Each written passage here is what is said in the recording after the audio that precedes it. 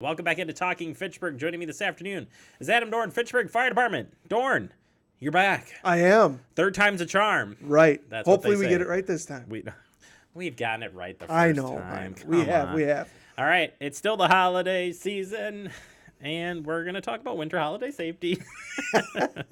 Andrew's back there shaking his head like, no. You could keep singing. It'd be good. It'd boost your ratings, I'm sure. Well, we're never going to get ratings if I sing, so we'll just leave it at that. We are continuing our talk about holiday safety and stuff, and we came across this in one of our many meetings. Yes. And as we're getting ready for the holidays, we have people over, we have parties. We've already taken into account that our tree is watered. We've checked our lights, but there still are things to consider when we're heading out here and keeping it safe, keeping the families safe. And let's just review a couple of areas, Right. and then lead up to the big plan, if you will. Okay. So first and foremost, when you're decorating and you're considering decorating the house, what are we looking at when we're considering decorating? Well, if you're going to be using open flames, like candles, right, make sure that you keep them away from other decorations.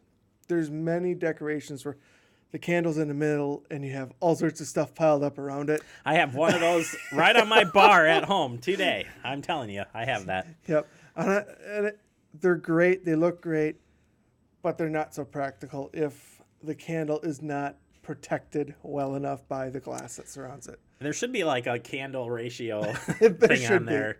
But anyway, I digress. Yeah. So we want to make sure that those types of things are taken care of or taken into account when we put up decorations. So we do that. A lot of people put lights up inside and out, but make sure that the lights that you use for outside are actually rated for outdoor use. If you take inside lights and put them outside, it may not work out so well. We may have some issues. You may have a visit from us. We don't want that.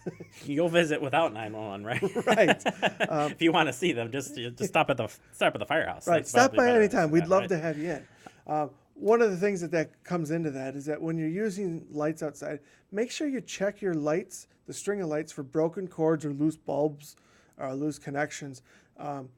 And the other aspect is make sure that you know how many lights can be plugged into each other, how many strands of lights. A lot of times it's only 2 or 3, and then that's the max, and you need to plug them in somewhere else. I'm just envisioning, I do this in the downstairs. We decorate the downstairs, and I put some lights up, and I have them going up the tree, and then I have this. but I split them up. I split them up to, just 2 on the tree, and then, some going the other way. But really good to check. There's also great tools now, too. I'm sure they've been out there for a long time, but I just got into fixing lights because they're so expensive. And but they make these checkers now that actually check for power going through. Yep. And I've actually saved myself a lot of money by fixing, but also finding that as I was going through and finding where the dead spots were, I actually found kinks in the bulb that I had not seen. I would have never looked.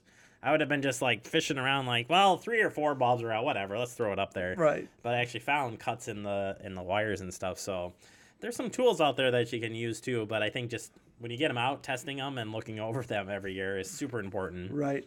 Another big thing, speaking of tools, don't use nails to hang your lights. It might be easy just to take a couple nails, throw them in a piece of wood. But if you slip and hit the wiring, that can break down the insulation, cause some issues. So the clips that are manufactured for such fastening, use those, please. A lot of people like to put decorations around the windows and doors. If you're going to do so, make sure you don't cover the whole doorway or window, right? You want to be able to get through.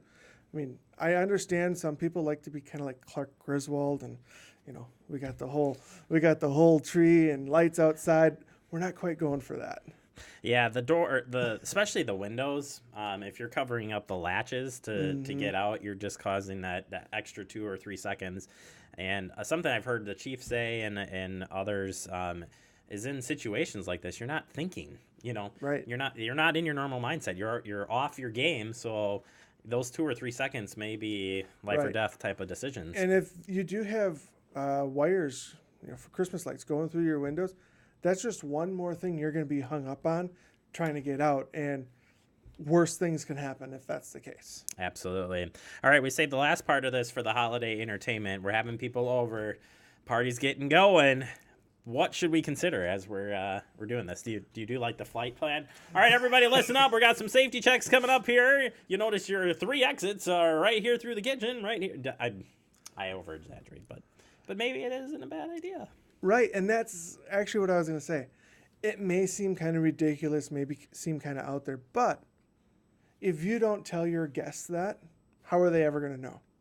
So take the time to do that. When people come to my house, I go, hey, you came in that door, there's a door here, and there's a door over there. Those are your ways out if something bad happens. Please go out and we meet in the front yard by the driveway. That's where we meet. Make sure everybody knows where your meeting place is and how to get out of the house. The other thing is, before you have people over, test your smoke alarms.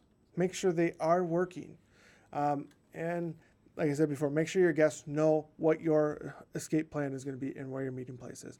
That's huge, especially when you have kids coming over that have never slept there, or maybe it's only once or twice a year that they sleep in your house, right? Matches and lighters, always huge, right? Keep them out of the way so that just not anybody can grab those. Another big one is smokers. Ask them to smoke outside. Make sure that they have something that they can discard their cigarette butts into that's safe, right? Bucket of sand in a metal bucket is always a good idea, away from the house. We also like to have fires in fireplaces from time to time, especially when entertaining.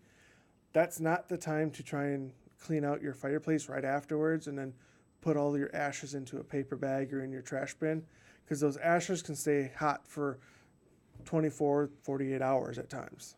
So. Yeah, and I think all great tips, and yeah, again, it seems like, well, why would you tell people about the exits and stuff? But you're having, you get 20 people in a house that it's a 4-bedroom, really is, you may have the open space for it, but you're just having that chance for, but if you eliminate some of the candles, decorating a little differently, whatever, keeping it safe, that's the best thing you can do. So, and one of the last things, before you go to bed, make sure you blow out your candles, turn your lights off, because when you're sleeping, you're less likely to smell smoke. Takes a little longer for you to recognize the sound of that smoke detector, so that you're already delayed in making your progress to get out. I like it. Adam Dorn always helping us out here during the holidays and all year round. Year round. Year round, whatever works. Yeah. Appreciate it as always. Absolutely. And again, tell everybody hi over at the fire department. Will do. And yeah, that's Adam Dorn. What a guy. What a guy. Glad to help us out here. All right, we're going to wrap up and take a break. You are watching Talking Fitchburg.